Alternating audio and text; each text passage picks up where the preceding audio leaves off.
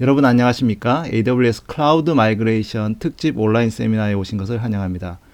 이번 시간에는 기존의 데이터 센터에서 서버를 AWS로 완전하게 이전하기 위한 5가지 방법이라고 하는 주제로 말씀드리도록 하겠습니다. 저는 AWS에서 테크니컬 에벤젤리스트라고 하는 윤석찬이고요.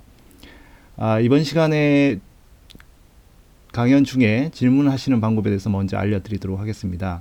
지금 고토웹이나 질문창에다가 여러분이 원하는 질문을 올려주시면 저희가 실시간으로 답변을 드립니다. 혹시 이제 비공개로 답변을 원하고 싶으시다면 비공개라고 하시면 저희가 답변을 드리도록 하겠습니다. 이번 시간에 알아볼 내용들은요. 먼저 어떻게 서버를 클라우드로 이전할 건지, 무엇을 어떻게 옮길 것인지, 그리고 이제 5가지의 도구, AWS 애플리케이션 디스커버리 서비스, 그리고 AWS 서버 마이그레이션 서비스, AWS 데이터베이스 마이그레이션 서비스, 그리고 AWS 클라우드 인듀어, VMware 온 AWS 등 AWS 마이그레이션 허브에서 제공해주는 서버 마이그레이션을 하는 방법 5가지에 대해서 알아보고요. 그리고 이제 여전히 데이터 센터에 서버를 둬야 되는 경우를 위해서 여러 가지 하이브리드 옵션을 저희가 제공해 드리고 있거든요. 그 중에 이제 저희가 새로 출시 예정인 AWS 아웃포스트라고 하는 서비스도 잠깐 소개를 해드리도록 하겠습니다. 자, 먼저 무엇을 어떻게 옮길 것인지 한번 생각을 해볼 필요가 있겠죠. 기존의 데이터 센터에 있는 여러분들의 애플리케이션을 돌리기 위한 크게 3가지의 자원이 있을 수 있습니다. 먼저는 서버가 있을 수 있죠. 그리고 두 번째는 데이터베이스가 있고요. 그리고 데이터가 있을 수 있습니다. 그래서 오늘 이번 시간에는 서버에만 좀 집중해서 알아보도록 하겠습니다. 다음 시간에 데이터베이스 마이그레이션 서비스를 좀 소개해 드리면서 어떻게 하면 여러분의 데이터베이스를 옮길 수 있는지를 알아보게 될 거니까요.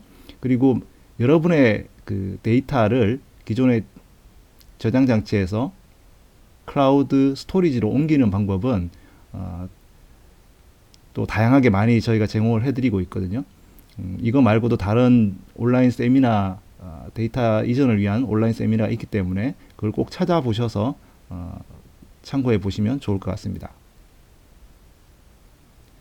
자, 먼저 서버를 옮긴다고 하는 것은 기존의 온프레미스, 기존의 데이터 센터에 서버가 있고 애플리케이션이 있게 됩니다. 그러면 우리가 클라우드로 옮기게 되면은 기존의 AWS 클라우드에는 리전이 있고요.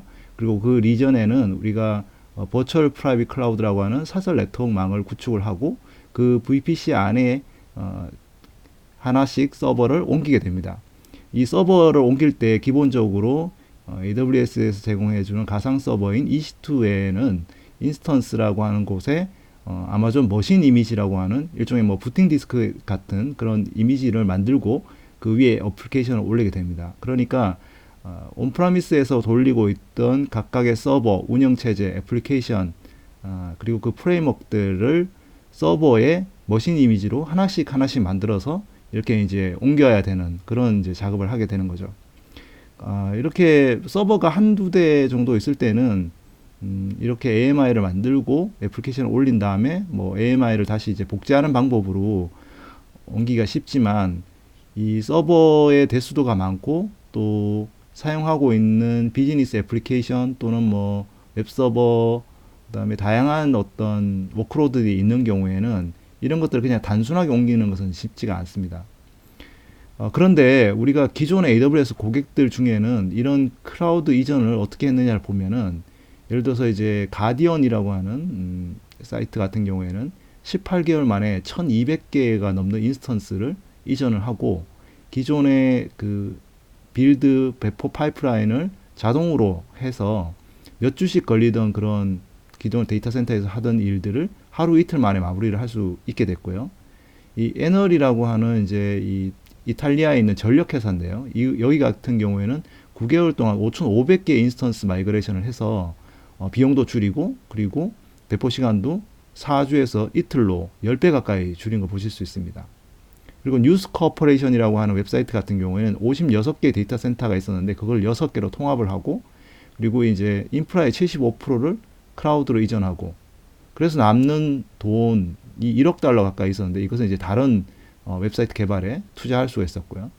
우리가 잘 아는 코카콜라 같은 경우에도 기존의 유닉스나 이런 데서 리눅스로 전환을 포함해서 총 600개의 워크로드를 14개월 미만으로 이전을 하게 됐습니다. 즉 이 고객들을 보시면 굉장히 많은 대용량 서버들 이런 것들을 빠르게 이전을 했다라고 하는 것을 볼 수가 있겠습니다. 이렇게 클라우드 이전을 하기 위해서는 서버 이전 또는 클라우드 이전에 대한 자동화가 필요하게 됩니다. 이렇게 한 땀 한 땀 이렇게 우리가 서버를 이전할 수 없고 이렇게 자동화를 하게 되는 이유 중에 하나는 뭐냐면 먼저 테스트를 해봐야 된다는 거죠. 서버가 실제 온프라미스 환경, 데이터 센터 환경에서 돌고 있다가 이거를 이제 클라우드로 옮긴 다음에는 컷오버, 즉 다시 말해서 이제 데이터 센터의 서버를 중단하고 클라우드에서 이제 완전히 가동을 하기 위한 테스트들을 여러 번 해야 됩니다. 그리고 이러한 테스트는 반복적으로 진행이 되는데 특히 이제 서버하고 데이터베이스를 이전하고 난 다음에 그 이전하고 난 다음에 속도가 어떤지를 계속 측정을 해보고 문제가 있으면 그걸 또 다시 바꾸고 그런 어떤 성능 관련 부분을 이제 우리가 계속 알아봐야 되잖아요. 그런 경우를 위해서도 이 클라우드 이전의 자동화가 필요하다고 볼 수 있습니다.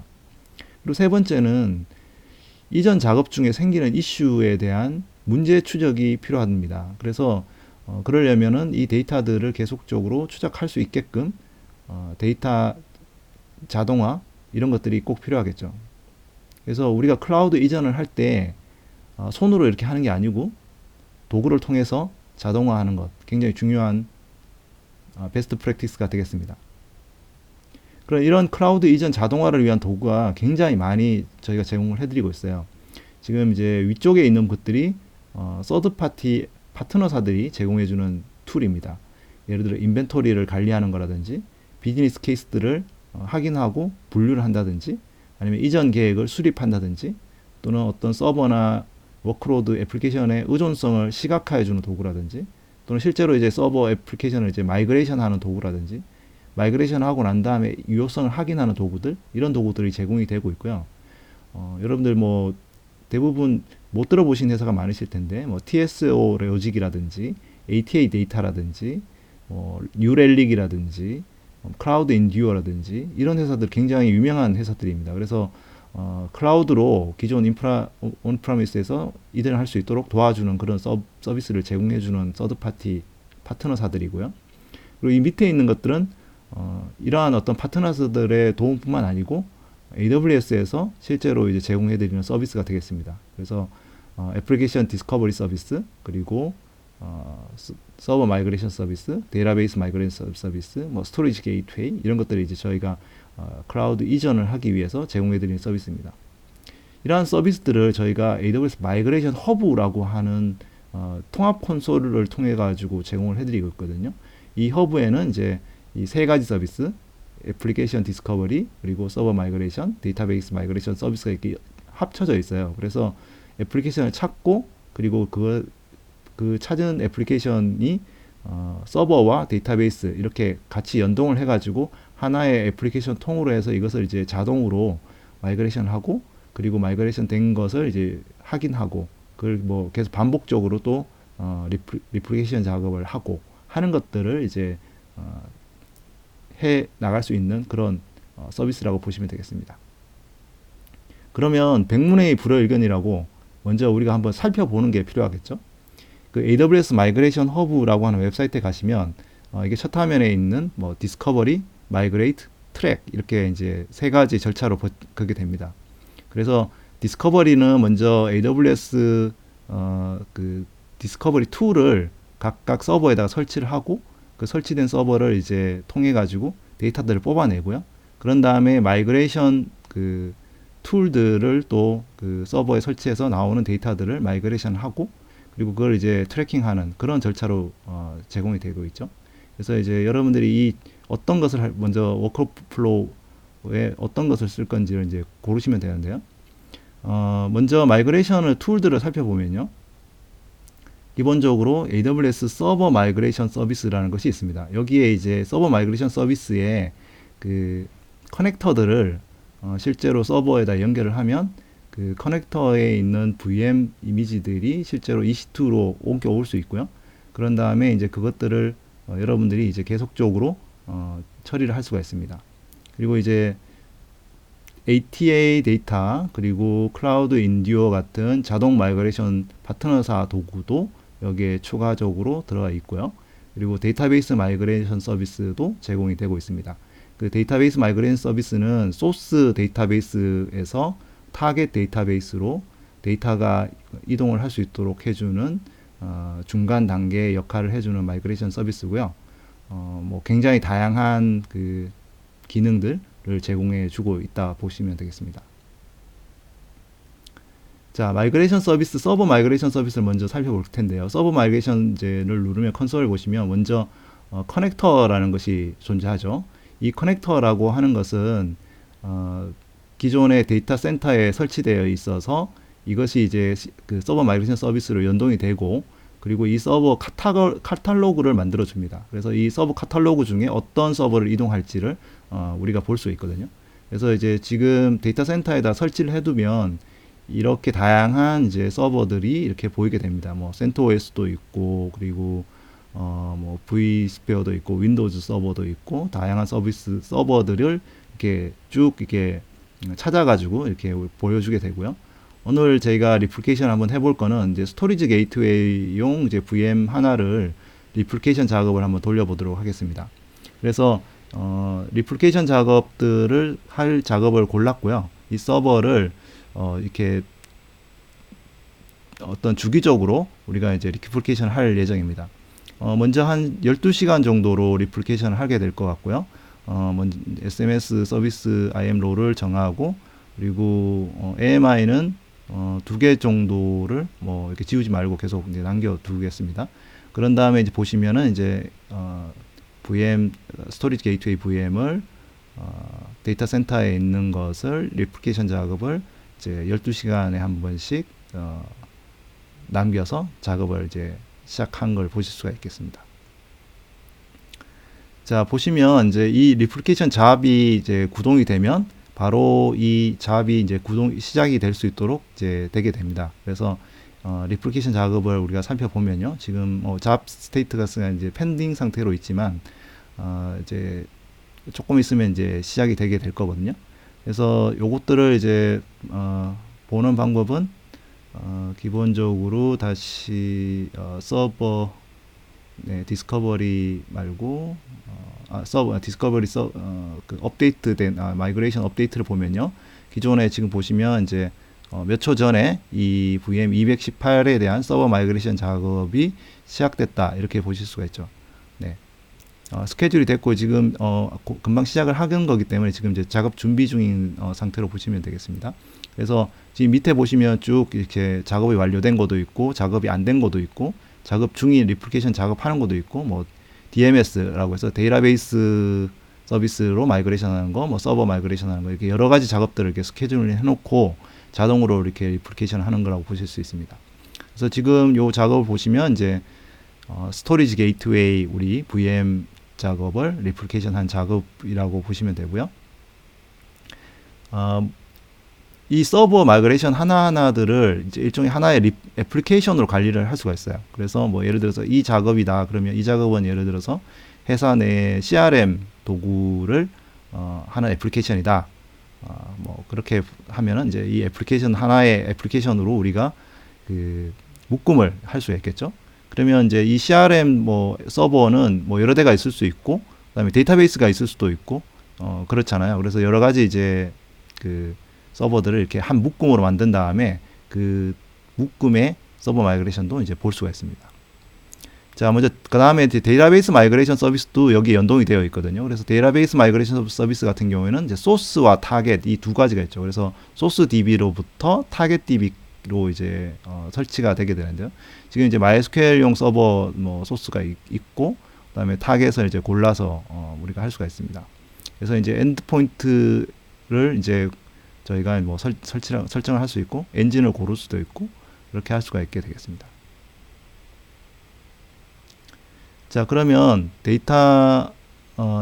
이 데이터베이스 마이그레이션 서비스도 간단한 태스크를 하나 만들어서 해보도록 하겠습니다.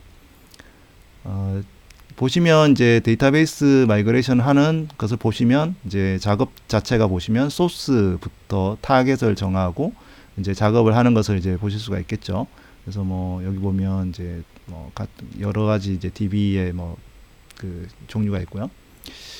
지금 이제 작업을 태스크를 한번 만들어 볼 텐데요. CRM DB, 그러니까 아까 이제 CRM 애플리케이션이라고 이제 예를 들어서 했다면 이제 CRM DB를 이제 할 거고요. 그 소스는 뭐 여러 가지가 있는데 이제 웹이나 DB1을 고르죠. 웹이나 DB1을 고르고 그리고 타겟은 이제 DB1 AWS 기존에 존재하는 거 하고요. 그리고 현재 있는 데이터도 다 마이그레이션 하고 그리고 조금 이거는 이제 매뉴얼하게 스타트를 하고요. 그리고 스키마 같은 경우 마이그레이션 미라고 하는 스키마 이름으로 이제 마이그레이션을 하고 태스크를 만들어 보겠습니다. 그러면 이제 CRM DB 금방 만드는 태스크가 이제 보이게 되고요.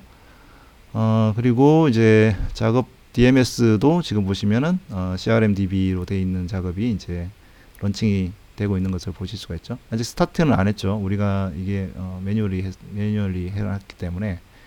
그래서 아까 그 작업된 것들을 기존에 이제 AWS 클라우드로 리플리케이션 하는 작업을 보실 수가 있겠습니다. 그래서 지금 서버 마이그레이션을 통해서 서버 스토리지 게이트웨이용 VM 서버 한 대랑 그 다음에 MySQL용 DB 한 대를 지금 마이그레이션 작업을 시작했고요. 기존에 우리가 CRM이라고 하는 그 애플리케이션을 만들어 놨기 때문에 여기다가 추가를 하면 기본적으로 이 애플리케이션이라는 CRM이라는 애플리케이션 안에는 두 개의 그 서버 그 이전 작업이 들어가게 됩니다. 그래서 하나는 이제 DB고 하나는 이제 서버 마이그레이션이죠. 네. 지금 이제 서버 같은 경우 DB 서버 같은 게 금방 끝났는데요. 이게 왜냐 그러면 이제 MySQL 서버가 너무 작아가지고 금방 데이터도 없고 그래가지고 빨리 끝난 거가 되겠거든요. 네. 그래서 서버는 지금 이제 프로그레스 상태인데 DB는 이제 컴플리트가 된 상태가 볼 수가 있겠습니다. 그래서 지금 현재 뭐 프로그레스가 진행 중이긴 하지만은 여러분들이 이제 상태를 바꿔서 그냥 뭐 이건 완료됐다 이렇게 이제 세팅을 이렇게 매뉴얼리 할 수도 있습니다. 작업이 끝났다면 지금 물론 이제 서버 한 대가 돌아가고 있긴 합니다만 리플리케이션 작업이 진행 중이긴 합니다만 자 이렇게 하면 이제 하나의 애플리케이션 안에 있는 서버와 DB를 자동으로 이제 리플리케이션 하는 것을 볼 수가 있고요. 자 이렇게 그 작업들을 여러 개를 볼 수가 있어요. 그래서 지금 현재 두 개의 서버 CRM의 작업이 완료됐다 이렇게 볼 수가 있고 또 이제 다른 뭐 서버들 작업들도 이 대시보드를 통해서 볼 수가 있습니다. 그래서 이렇게 한번 보시면 이제 아시겠지만 이제 애플리케이션을 찾아가지고 그리고 이거를 이제 서버와 DB를 하나의 애플리케이션으로 한 다음에 자동으로 마이그레이션 하는 작업을 이제 보실 수가 있겠습니다. 자, 이 마이그레이션 허브에는 금방 제가 소개 안 드린 서비스 하나가 이제 애플리케이션 디스커버리라고 하는 서비스고요. 이 애플리케이션 디스커버리 서비스를 위해서는 애플리케이션 디스커버리 플러그인을 이 데이터 센터에다가 설치를 하면 여기에 있는 데이터들을 이제 아마존 S3에 저장이 됩니다. CSV 형태로 저장이 되고요. 콘솔에서도 조회가 가능하지만 이렇게 이제 파일로도 저장이 됩니다. 이렇게 이제 저장된 데이터들은 뭐 OS라든지 아니면은 어떤 데이터들을 서로 주고받는지 뭐 통신 데이터라든지 뭐 포트 데이터라든지 이런 데이터들이 수집이 되게 되고요. 자, 여기서 이제 마이그레이션 허브에서 이 S3에 있는 데이터들을 가져와서 이제 원하는 대로 우리가 활용을 해볼 수가 있어요. 뭐 검색도 해볼 수 있고. 그래서 기존의 데이터 센터에 있는 서버가 어떤 것들이 있고 어떤 의존성이 있는지 이런 것들을 이제 우리가 뭐 아테나 같은 걸 통해 가지고 쿼리를 던져서 분석을 할 수도 있고 필요하다면은 뭐 퀵사이트라고 하는 시각화 도구를 활용해서도 할 수가 있습니다. 그러면 이제 이 애플리케이션 디스커버리 서비스를 위해서는 기본적으로 이제 이 커넥터라고 하는 것을 다운로드 해 가지고 뭐 설치를 하거나 아니면은 이제 에이전트를 다운로드 해가지고 물리 서버나 아니면 VM에다가 그 데이터 센터에 있는 것을 설치를 해서 우리가 이제 데이터 수집을 하면 되겠습니다. 이렇게 수집된 데이터들을 어떻게 분석하는지를 좀 살펴볼 텐데요. 기본적으로 콘솔에서 이렇게 쭉 볼 수가 있어요. 서버, 아까 이제 우리가 디스커버리 메뉴에 있는 이 서버라고 하는 부분을 통해 가지고 보시면은 이제 기본적으로 어떤 그 서버들이 데이터 센터에 위치하고 있는지를 우리가 볼 수가 있고요.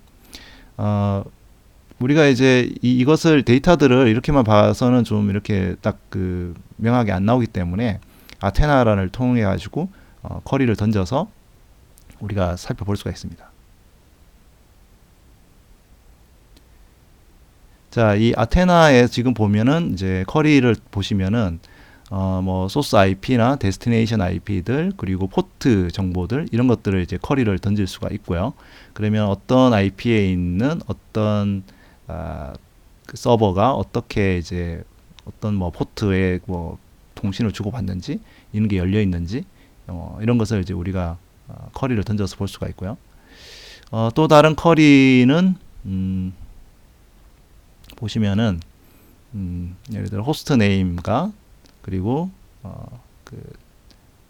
그 호스트가 데스티니 IP가 뭐고 그리고 그 포트 어디에 어떤 서비스명으로 이제 제공하는지 그래서 뭐 HTTP 통신을 하는지 아니면은 뭐 필요한 마이크로소프트의 뭐 DS에다가 통신을 거는지 뭐 이런 것들을 이제 우리가 볼 수가 있겠죠. 이런 어떤 그 서버 간의 통신 그리고 소스 통신 이런 것들을 필요하다면 시각화 도구를 통해서 킥사이트라고 하는 우리 AWS 서비스가 있습니다. 이 시각화를 통해 가지고 데스티네이션 호스트 네임이랑 그 다음에 소스 호스트 네임을 얼마만큼 자주 서로 이렇게 통신을 하고 있는지 이런 것을 이제 시각화해서 볼 수가 있겠죠.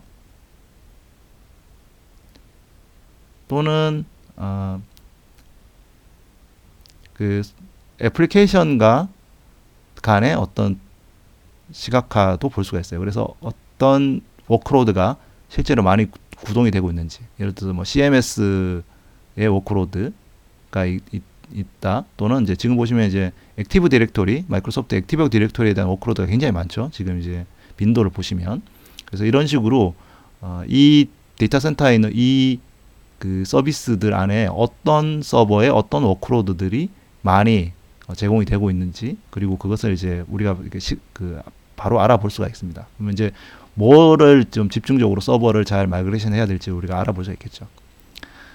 그리고 이제 이 그 데이터 센터에 있는 우리가 에이전트를 설치를 해놓기 때문에 이 에이전트 설치되어 있는 서버들의 종류나 아니면 그거에 대한 데이터들도 알아볼 수가 있어요. 뭐 운영 체제도 당연히 알아볼 수 있고 윈도우즈 뭐 OS도 있고 리눅스 레드 엔터프라이즈 서비스도 있고 그리고 CPU 메모리의 유틸라이제이션 데이터도 볼 수가 있습니다. 그래서 예를 들어서 우리가 사용하고 있는 이 서버의 그 CPU 메모리 사용량이 얼마나 되고 그다음에 이런 것들을 통해서 이제 우리가 AWS로 클라우드 이전할 때 어떤 인스턴스로 마이그레이션 해야 될지 이런 것도 이제 우리가 산정을 해볼 수가 있겠고요.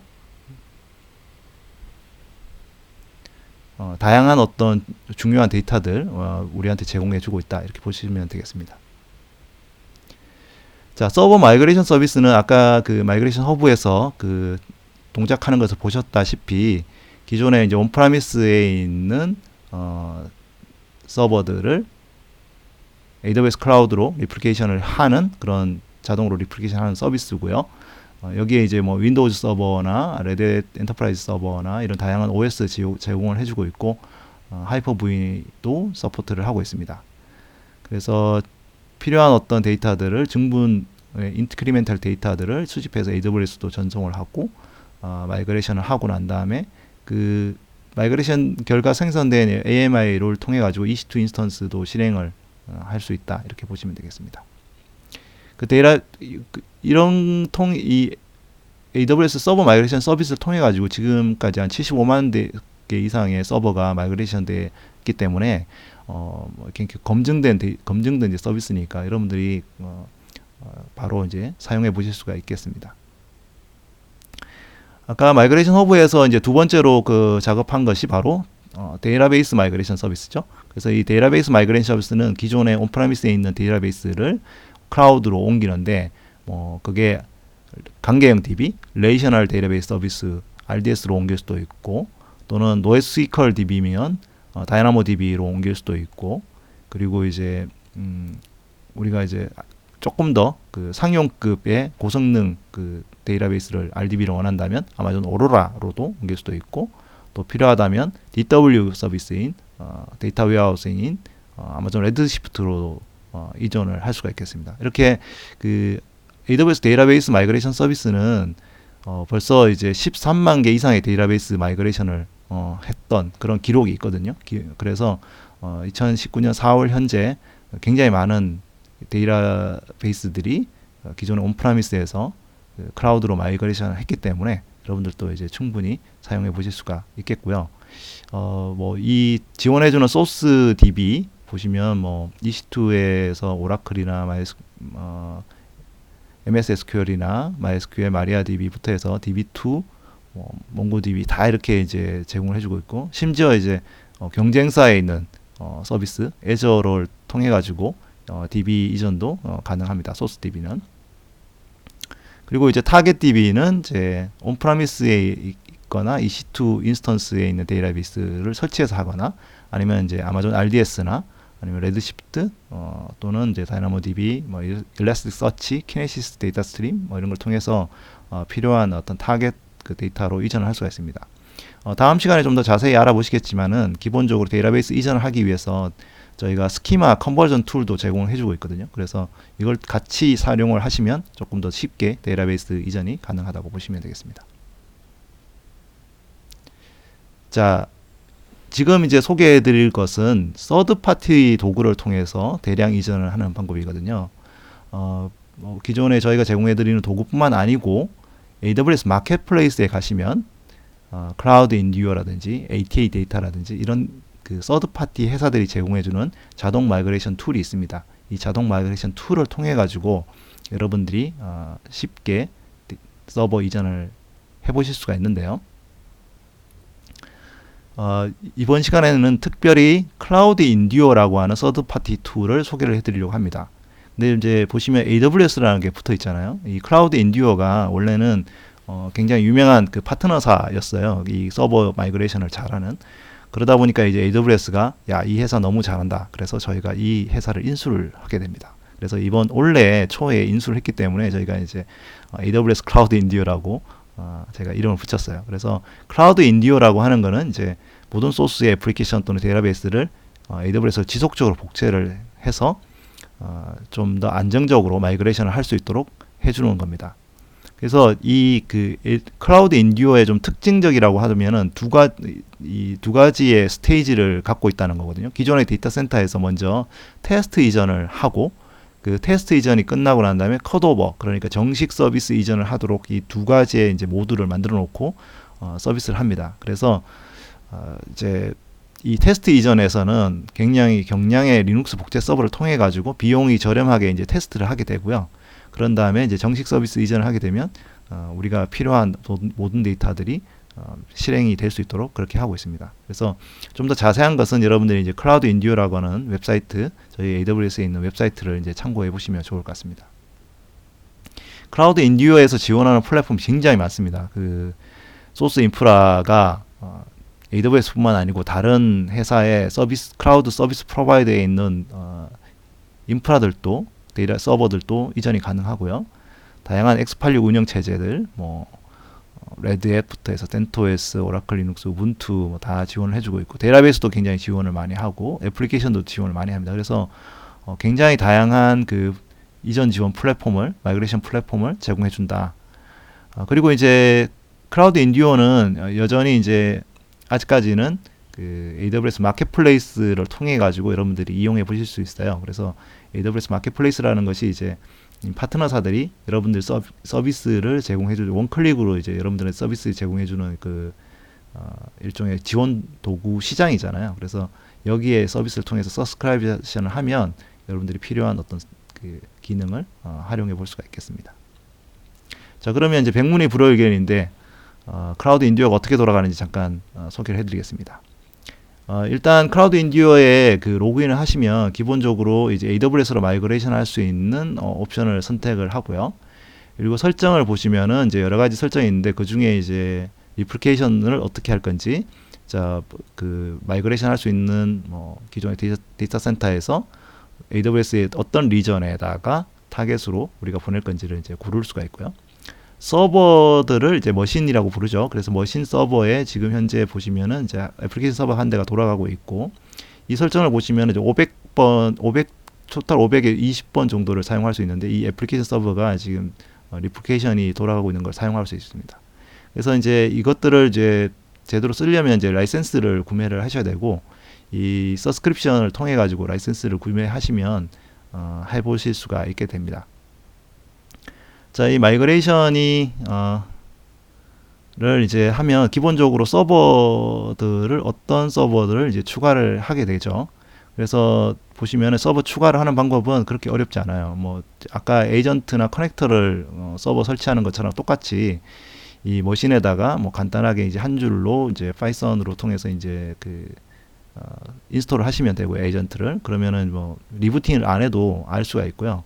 바로 이제 보시면 MySQL 그 서버가 같이 이렇게 그 페어로 들어가고 있다는 걸 보실 수가 있죠.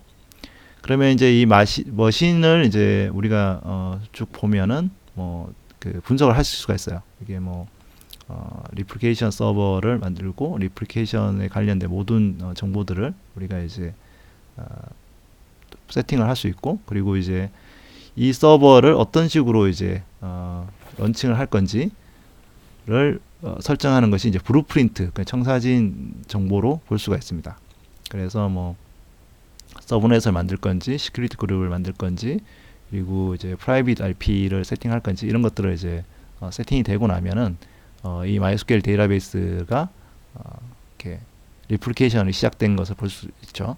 그 리플리케이션은 아까 제가 말씀드린 대로 두 가지가 있다고 했잖아요. 뭐 테스트 모드로 리플리케이션 하는 거랑 컷오프로 리플리케이션 하는 거, 이 두 가지가 있다고 했는데, 지금 보시면 이제 테스트로 리플리케이션 할 수 있는 상태로 지금 둘 다 DB랑 애플리케이션 서버 둘 다 이제 세팅되었습니다.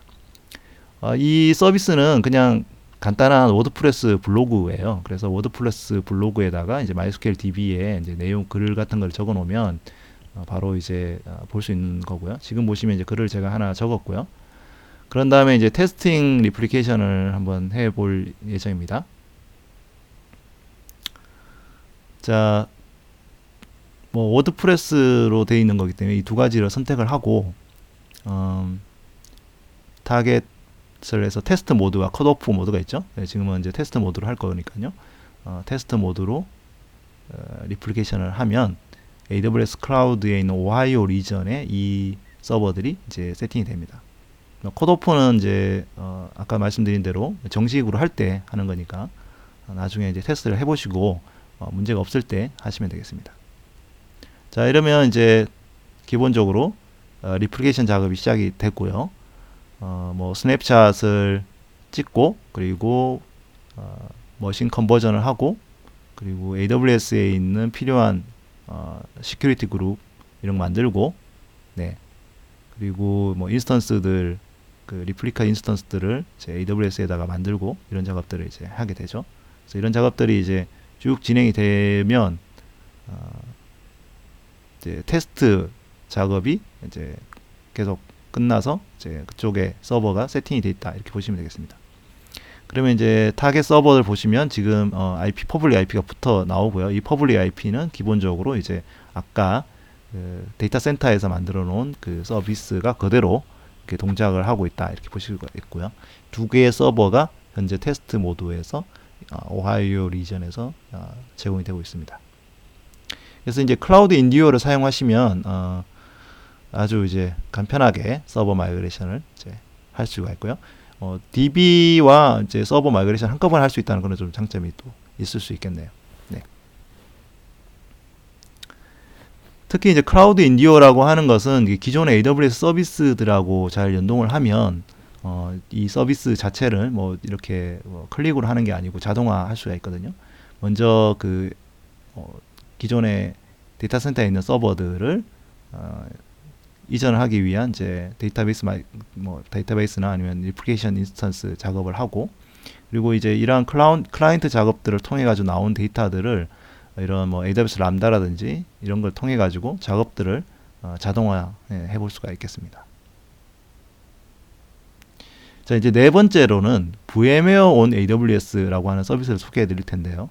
만약에 여러분들이 이제 데이터 센터 또는 회사에 있는 뭐 장비가 VMware에서 돌아가고 있다라고 하면, 그 VMware를 그대로 활용을 해서 VMware 서비스를 그대로 소프트웨어를 활용을 해가지고 여러분들이 그걸 바로 AWS에다가 제공을 할 수가 있습니다.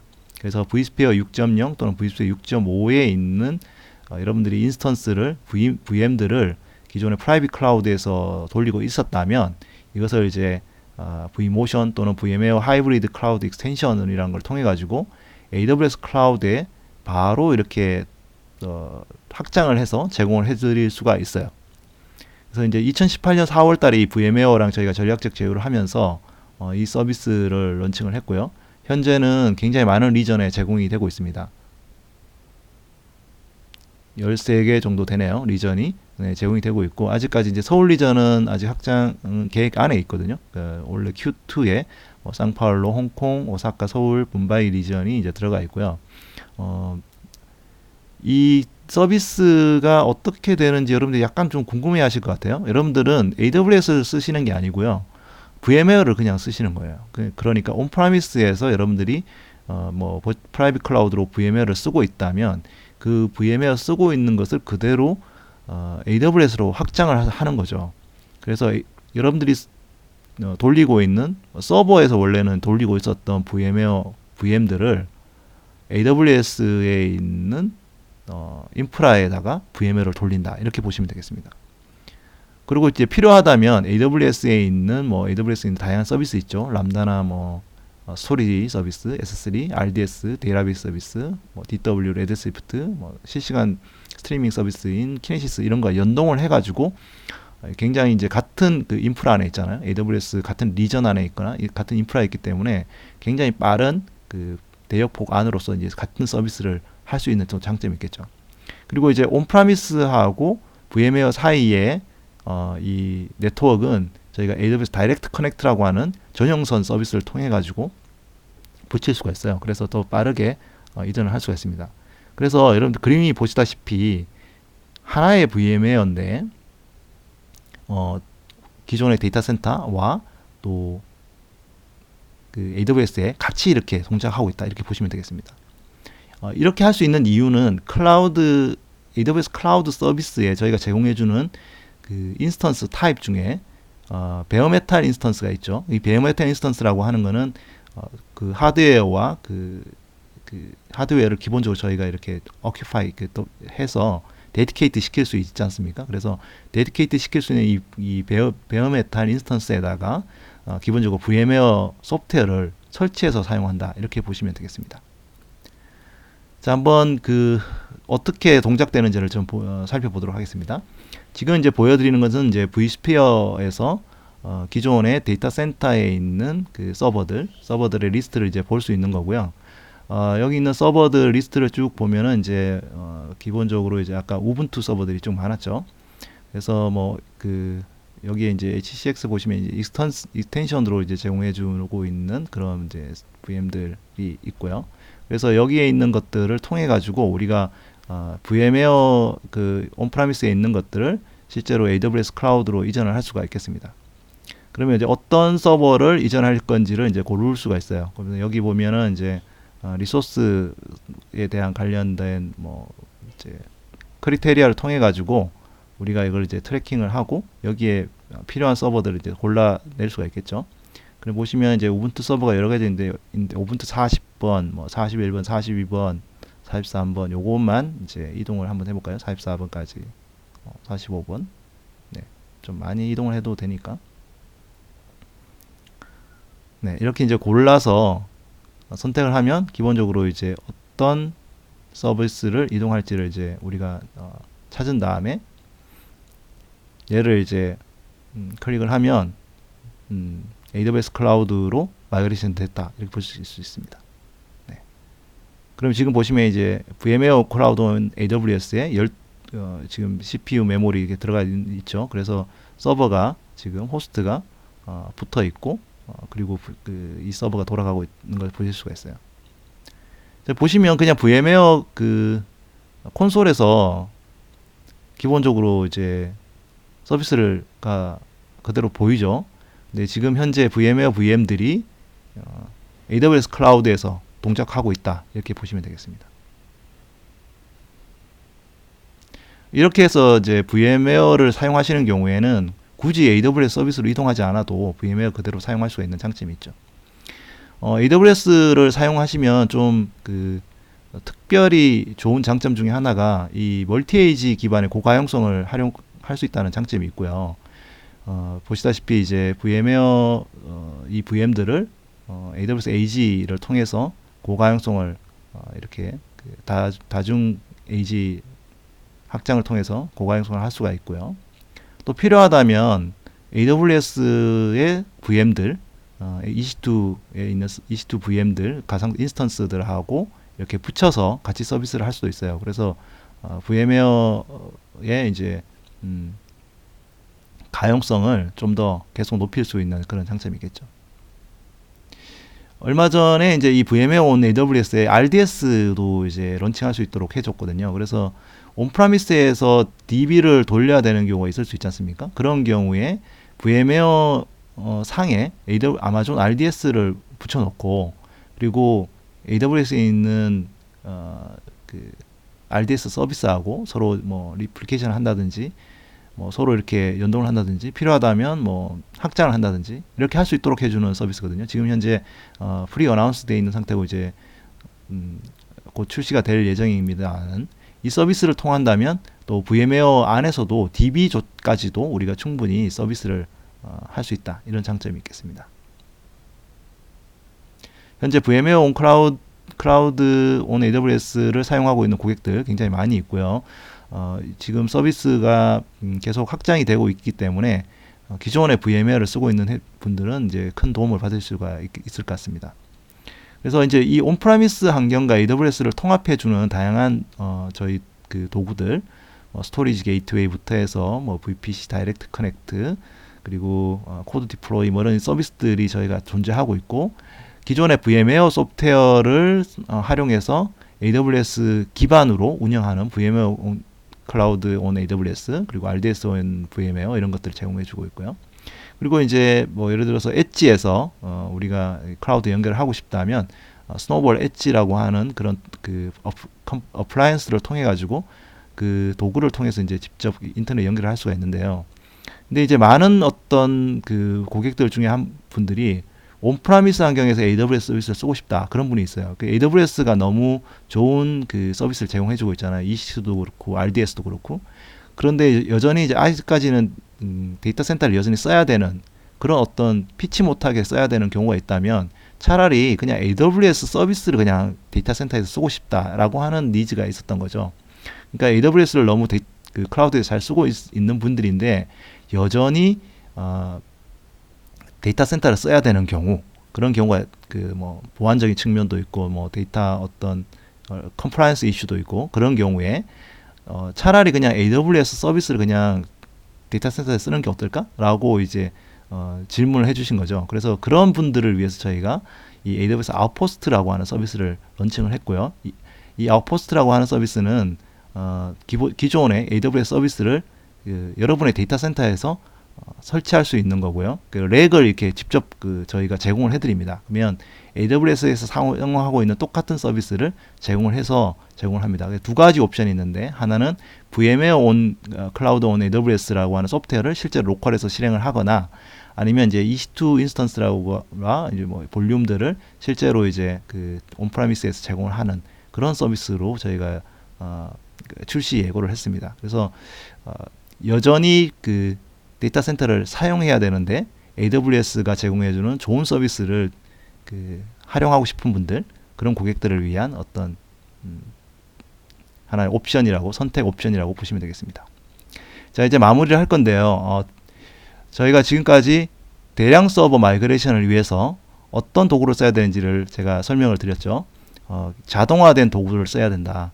그리고 이 자동화된 도구는 AWS가 제공해주는 이제 마이그레이션 허브를 통해서 애플리케이션 디스커버리나 서버 마이그레이션, 데이터베이스 마이그레이션, 그리고 서드 파티 도구인 이제 클라우드 인디오 같은 것들이 제공이 되고 있고요. 특히 이제 여러분들이 VMware를 사용하고 계시다면 VMware on AWS라고 하는 방법을 통해서 AWS 서비스를 굳이 따로 배우지 않더라도 기존의 VMware VM들을 그대로 AWS에서 서비스를 할 수 있고, 만약에 여러분들이 기존의 데이터 센터에서 AWS를 서비스를 만약에 쓰고 싶다면 반대로 그런 경우에는 AWS 아웃포스트라고 하는 선택 옵션도 있다, 이렇게 보시면 되겠습니다. 그래서 여러분들의 서버를 굳이 다 AWS 옮기지 않더라도 하이브리드 옵션을 선택할 수도 있다라고 하는 선택 옵션도 제공해 드리고 있다고 보시면 되겠습니다. 여러분들이 이제 기존의 데이터 센터에서 서버 마이그레이션을 하려고 하시는 분들에게 이번 시간에 이제 큰 도움이 되셨기를 바라고요. 끝나고 난 다음에 이제 저희가 필요한 어떤 설문이 있는데요. 꼭 작성해 주시면 향후에 더 나은 세미나로 찾아뵙도록 하겠습니다. 네, 감사합니다.